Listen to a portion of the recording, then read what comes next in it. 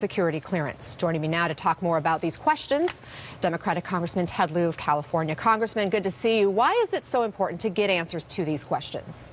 Thank you, Anna, for your question. Let me first say, I believe the President of the United States needs to apologize for suggesting that people who come forward about domestic violence, including Porter's ex-wives, are not telling the truth. That's exactly the reason more victims don't come forward.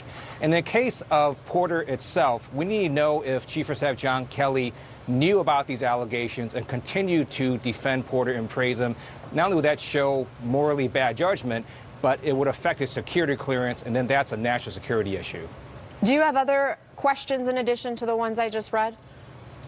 Yes, so I wrote a letter with other members of Congress last week asking John Kelly what he knew when. And keep in mind, the reason we have security clearances is to prevent blackmail. So imagine if last year a foreign power came to Rob Porter and said, we have photos of your ex-wife after you assaulted her. We want you to help us do certain things. What would Rob Porter do? We don't know, but no White House official should ever be placed into that kind of position.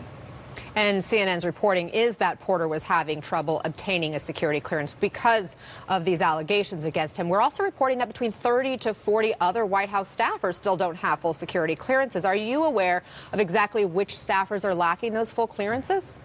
We're not. That's a great question. That's why I'm writing a letter with Congressman Ruben Gallego and Congressman Don Beyer asking exactly that question. How many people in the White House currently don't have security clearances and are accessing classified information, which, by the way, is also a crime.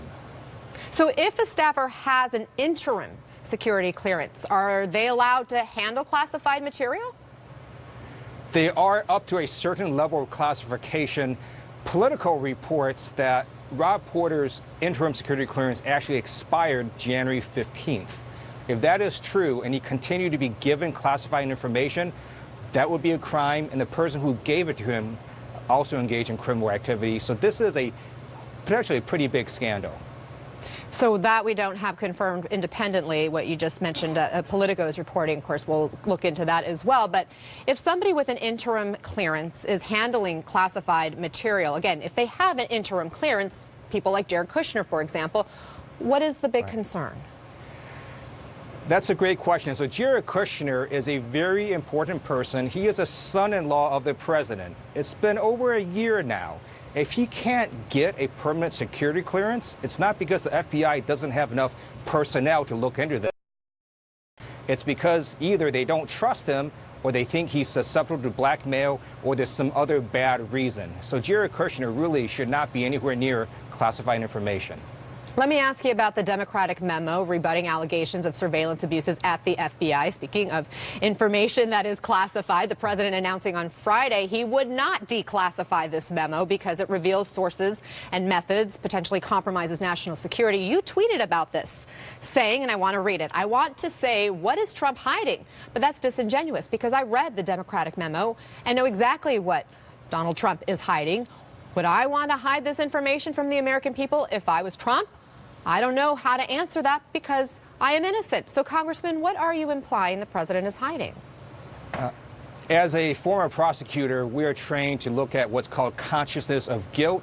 That's basically what would a guilty person do that an innocent person would not. Some of those things include lying, not talking to investigators, trying to obstruct an investigation, and in this case, not releasing a memo that would seriously rebut and undermine the Nunes memo that Donald Trump released earlier. And to me, this is just more evidence of his consciousness of guilt. Now, White House aide Mark Short says the president supports transparency, but the Democrats intentionally put sources and methods in their memos so that the president couldn't actually release it. Let's listen. We're not afraid of transparency. I think you're going to see us release the memo, Chuck. What the president said is that we believe that Congressman Schiff intentionally put in there methods and sources that he knew would need to be redacted.